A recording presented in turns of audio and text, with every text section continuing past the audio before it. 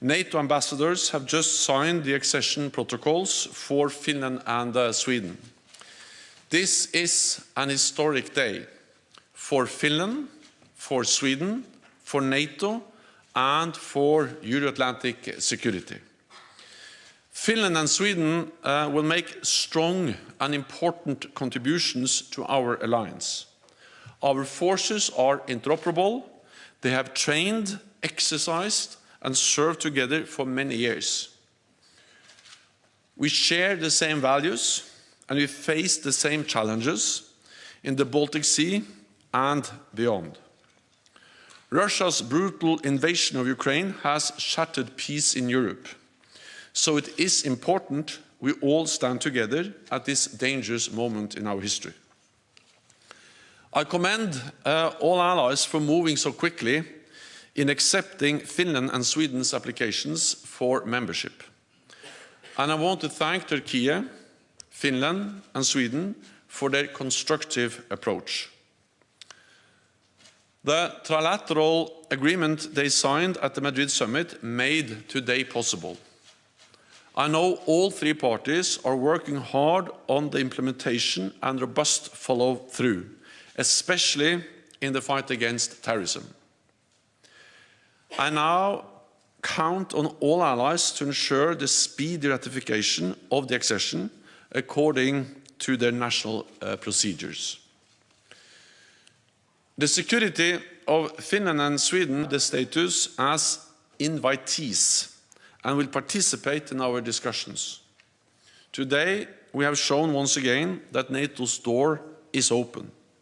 The enlargement of NATO over several decades has been a great success, reinforcing peace, stability, and democracy across Europe. It was the free and independent choice of Finland and Sweden to join NATO, and it is the fundamental right of all nations to choose their own path. Welcoming Finland and Sweden into the alliance will make them safer, NATO stronger, and all of us more secure.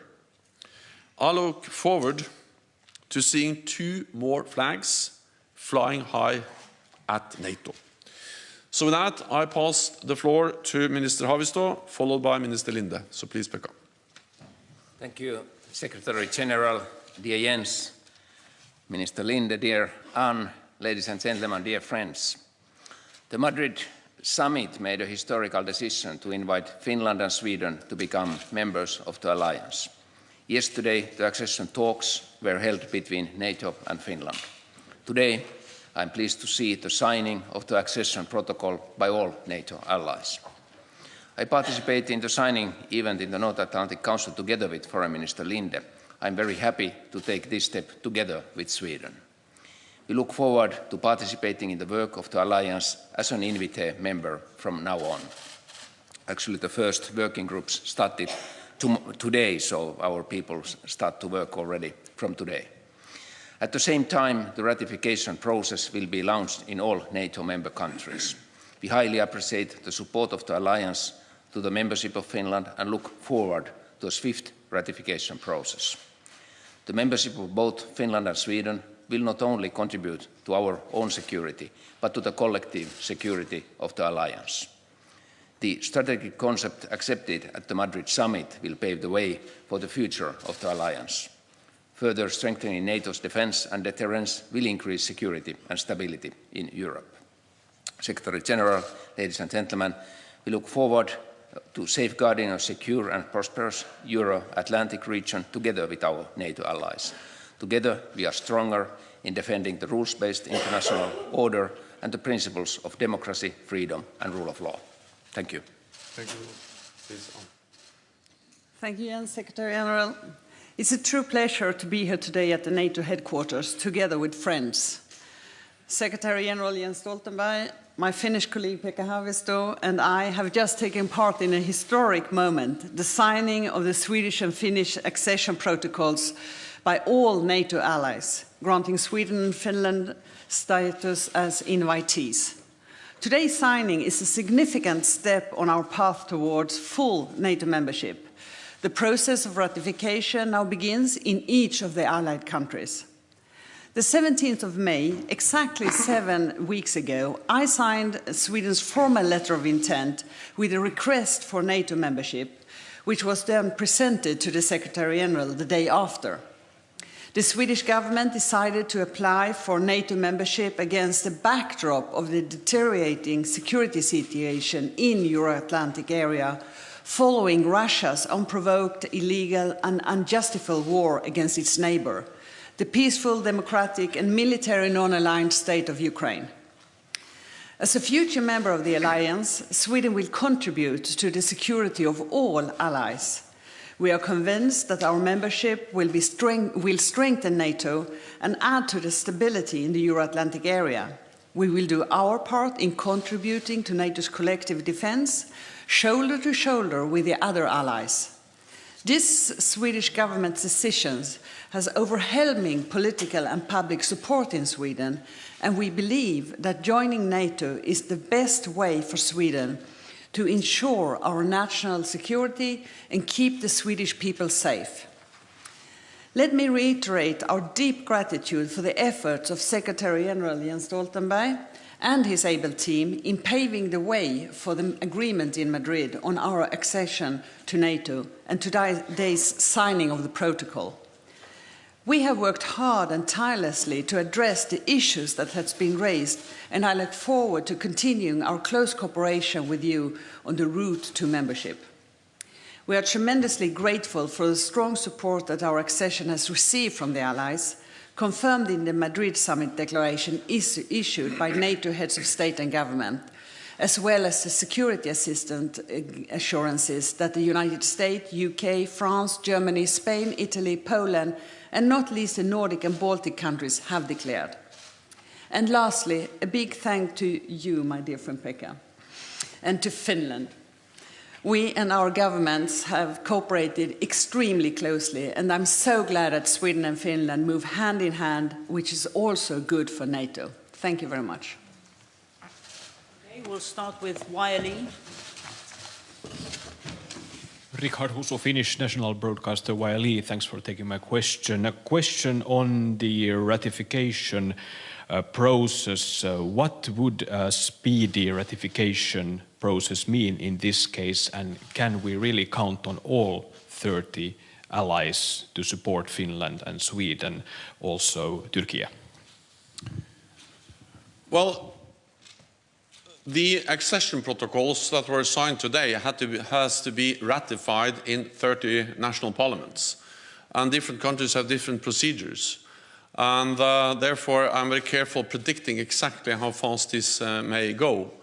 But what we have seen is that many allies have prepared themselves. Many parliaments have already declared that they're ready to do this very quickly. And therefore, I count on allies to deliver a quick and swift and smooth ratification process. Last time we had a similar a ratification process in the parliaments. It took around 12 months or a year. So again, I will not tell you exactly, but we speak about months. And I welcome the fact that many allies have already started and announced that they will do this quicker than normal, and because they all see the importance of a quick accession process. Let me also add that as Minister Linde or Linde just referred to, so far this has gone very quickly. This is the fastest accession process in NATO's history so far, because there are only 7 weeks since the applications were submitted to NATO until the signing of the accession protocols and the political agreement last week in Madrid. The next step will be the ratification, and that is for parliaments to finally decide. SVT. Thank you. Andreas Öbrink, Swedish Television. Question for Foreign Minister Ann Linde. Mrs. Foreign Minister, are you now certain and secure that all 30 members will ratify this, including Turkey, or do you think there will be need for more talks, more agreements? I really hope for a quick ratification process, and as you know, we made a memorandum of understanding between Finland, Sweden and Turkey to address the concern of Turkey when it comes to security and terrorism. And we will honor that memorandum and follow up on that, and we will also have a joint mechanism. So I hope that the three countries, Sweden, Finland and Turkey, could see that this is a good memorandum that leads to that the Turkish parliament also feel that they can ratify our agreement. And this will also not only be secure for Sweden and Finland, but it also will gain security to all of the NATO allies. Okay, we'll go to NTV. Yeah.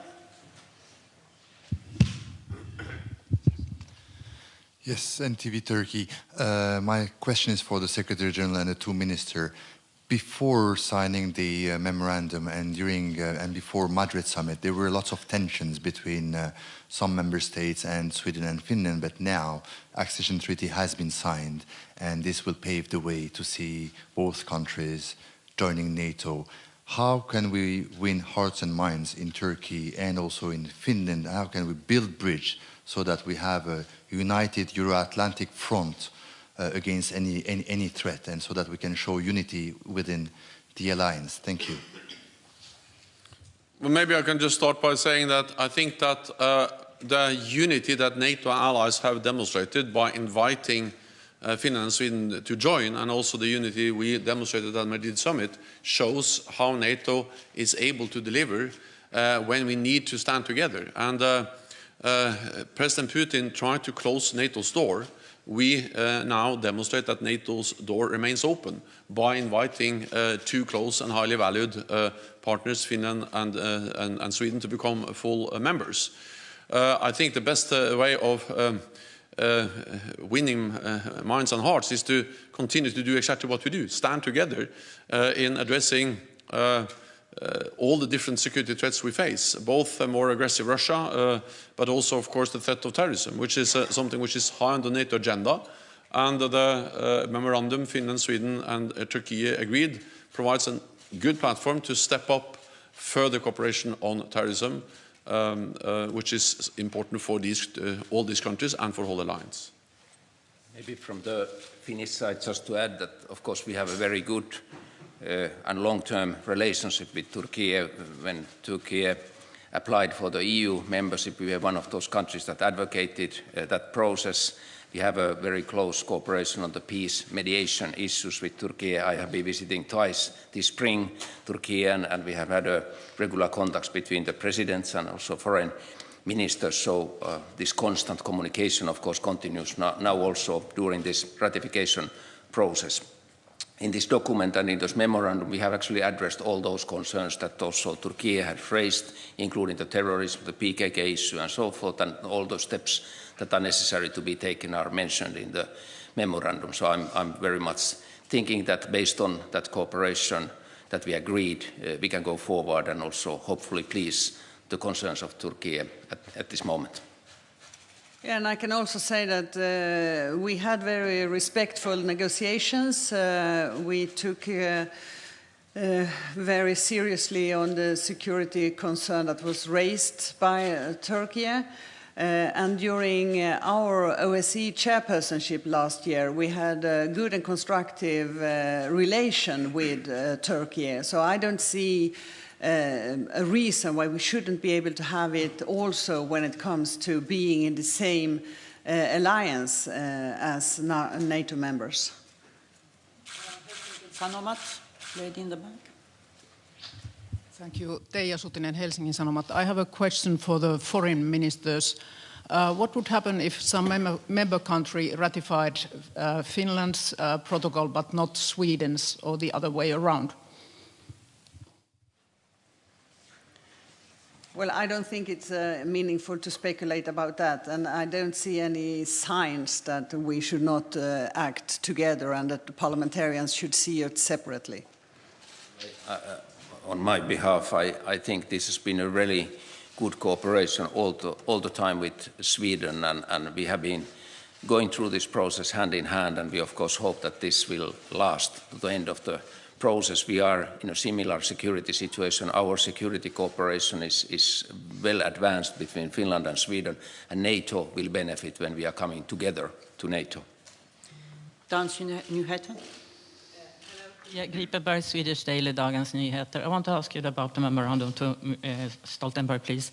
At the press conference last week, President Erdogan said that this memorandum has moved the red lines forward for Turkey within NATO. And also the foreign minister reiterated that in an interview yesterday, that this memorandum should also affect other NATO members. And so my question is, how do you think it will affect NATO, this memorandum? So I think this memorandum is very important because it is a strong document that provides a good platform for Finland, for Sweden, for Turkey to work together on something which is of great concern for the whole alliance. Fighting terrorism has been and continues to be important for NATO. Terrorism is something we condemn in the strongest terms in all its forms and manifestations. And of course we welcome that Finland and Sweden, as two countries that will soon become members of NATO, now have agreed a platform with Turkey to work even closer on something which is important for Finland, for Sweden and Turkey. And you can read the memorandum with all the different provisions spelling out or outlining how they can work more closely together, including by establishing a permanent mechanism to share more information, to step up efforts to fight terrorism. Let me then also add that, of course, the actions these countries will take will be within their own legislation and the rule of law, and based on the laws the national parliaments in Finland and Sweden have agreed to. And that's obvious, but this is not as if they have made fighting terrorism has been important for all of us for a long time, and this document provides us with a tool to do more of that together. Last thing on this is to say that fighting terrorism was an important message from the Madrid summit. It is strongly reflected in the new strategic concept, one of the main threats we address in the strategic concept. Second, we had a dedicated session, the second day of the Madrid summit, to the fight against terrorism, and we agreed to step up, including by working with partners in the south, like Mauritania, Tunisia and other partners, to do more in the fight against terrorism, in addition to our mission in Iraq that helps to ensure that ISIS do not return. So I welcome this joint memorandum. It fits very well into the efforts of NATO allies to fight terrorism. Okay. Frankfurt Allgemeine. Thomas Kutschka, Frankfurter Allgemeine Zeitung. A question to the Swedish foreign minister. At the closing of the Madrid summit, President Erdogan has specifically said that Sweden had promised, that was the word he used, to extradite 73 terror suspects to his country. He said the number was originally at 60 and then it went up to 73 during the negotiations. He also said, while it's not mentioned in the text, it's a politically binding promise that for him is the necessary condition to agree ratification in Turkey. So my question is, how many extradition requests have you received so far from Turkey? Did you receive any new requests following the memorandum? And did you actually make this promise to Turkey? And the same question goes more or less to the Finnish foreign minister. President Erdogan didn't mention Finland, but I'm just wondering, did you get any new extradition requests, and did you also make any politically binding commitments to Turkey on extradition? Thank you. Thank you very much. We will honor the memorandum fully, and there is, of course, no lists or anything like that in the memorandum. But what we will do is to have better cooperation when it comes to terrorism and also to get information and so on and so forth. As you can see, there is no mentioning of any lists or any numbers or anything in the memorandum. And during our negotiations in Madrid, there was also no mentioning of any numbers or specific lists.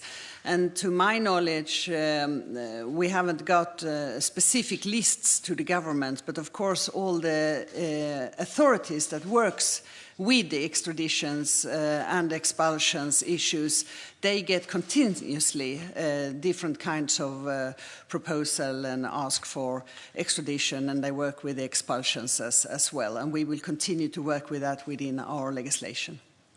From our side, just to add that everything that was agreed in Madrid is stated in the document, and there are no hidden documents behind that or any agreements behind that on our side. And of course, our authorities, even normally working on issues of expel and extradition requests and so forth. In my knowledge, there has not been additional this type of request. Of course, we follow totally our authorities' process and legal process, and also our courts' decisions on this. Okay, NPR. Hi, Terry Schultz with Deutsche Welle. To follow up on Thomas's question, particularly to the Swedish Foreign Minister, can you confirm whether there have been any promises to extradite anyone in particular? You say that it's not in the memorandum, but Erdogan didn't necessarily say it's in the memorandum because everyone can read that. And there are many people unsettled in Sweden about concerned that there have been some kind of assurances made that people will be extradited. Erdogan says 73 people were promised to be extradited by your government. How do you respond to that? And Mr. Secretary General, you said that, of course, fighting Gulenist terrorism is also on NATO's agenda, on all countries' agenda. Do you believe that this kind of terrorism does exist now in Finland and Sweden, since they are the countries being targeted now with these accusations by the Turkish government? And Minister Haavisto, you answered more thoroughly than the Swedish Foreign Minister about no agreements existing anywhere about specific extraditions. But are you also concerned that your ratification will be held up by Erdogan saying he will not send it to Parliament without some extraditions? Thank you. Sorry, that was really long. Thank you very much. Yeah, as I said before, in the memorandum, we assured Turkey that we will take the fight of terrorism seriously, and all the requests for extradition will go the normal way in our legislation, and it's finally the High Court who take the decisions. And this has happened during the last years, and it will continue to happen this year, but we will of course have more cooperation to get information and so on, but there will be no other ways, other legal ways than what we have already. So that is my answer, and there is we will comply with the Swedish legislation, we will comply with international law, but we will see too that we have a mechanism of fighting terrorism in all its form. Terrorism is a challenge for all NATO allies in different ways, and we have seen terrorists try to operate across the alliance in different member countries. And that's also, of course, the case for the countries in the north, and also in some of our partner countries, as Finland and Sweden. What matters is that we all agree, as 30 NATO allies, and then also now with Finland and Sweden, soon to become NATO members, that we need to stand together in the fight against terrorism. And of course, the agreement, the memorandum was agreed between Finland, Sweden, and Turkey. It's not a NATO document. We welcome the document. We help to facilitate the negotiations. And therefore, of course, we also welcome, for instance, that in the document, Finland and Sweden agree to address Turkey's pending deportation or extradition requests of terrorist suspects expeditiously and thoroughly. That reflects a readiness to work together, which is obvious, because terrorism is a problem for all of us. Finland, Sweden, Norway, NATO, Turkey, all allies. And therefore we need to work together. And we welcome that. We also welcome that they agreed to establish a bilateral framework on extradition. So again, this is to achieve a common goal we all have together to fight terrorism. Then, of course, Turkey is the NATO ally that has suffered the most terrorist attacks. But also our countries have, but also other allies have suffered terrorist attacks. But Turkey far more than any other. And therefore, Turkey had some legitimate security concerns. They raised them. We addressed them together in the summit, in the strategic concept, in the special session on terrorism and threats from the south, and also then addressed in this joint memorandum between Finland, Sweden, and Turkey. So these are important decisions to reach a common goal to step up in the fight against terrorism. But of course, what each and every ally or the invitees, Finland and Sweden, will do will be based on their own legislation and according to the rule of law in their respective countries. That's the way democracies and NATO allies work, based on the rule of law and based also on the European Convention on Extradition, which is an explicit reference in the memorandum. From the Finnish point of view, just to add that Finland is not any kind of safe haven for terrorism, and we don't want to be a safe haven for terrorism in the future. We have been tightening our own legislation. Those tightenings have been mentioning in this memorandum, and I think it's important. Really, like said by Anne and Jens, in this process or in this mechanism that we are creating, we can receive additional information. We are happy to exchange information, then we probably can fight even more effectively against terrorism in our own country. But we follow the normal legal procedures on these issues, and the European Convention has been mentioned in this context also, just to underline that also we follow all the European norms on this. Thank you very much. This concludes this press conference. Thank you.